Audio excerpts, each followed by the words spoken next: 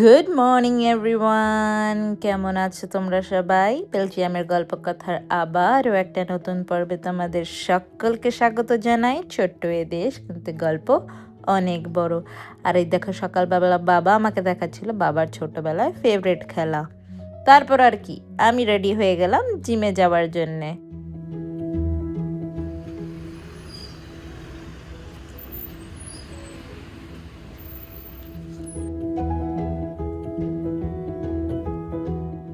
আজ যেহেতু উইকেন্ড, তাই দেখো এখানে বসেছে হাট। প্রত্যেক উইকেন্ডই হাট বসে, তোমাদেরও একদিন সময় করে হাটটা ঘুরিয়ে নিয়ে আসবো। বাস থেকে নেমে কিউট ছোট্ট ফুলগুলো চোখে পড়লো, তাই নিয়ে নিলাম।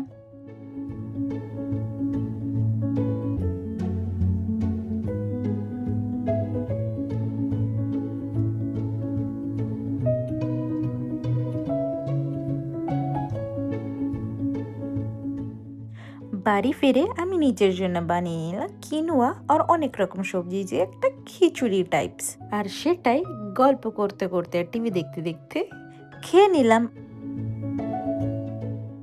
এদিকে রাতে আমি বানিয়ে নিলাম বাঁধাকপির কোপ্তা। কোপ্তার জন্যে বাঁধাকপি কুচি, বেসন, চালের গুঁড়ো, আলু সেদ্ধ ও বেসিক মশলা নিয়ে নিলাম।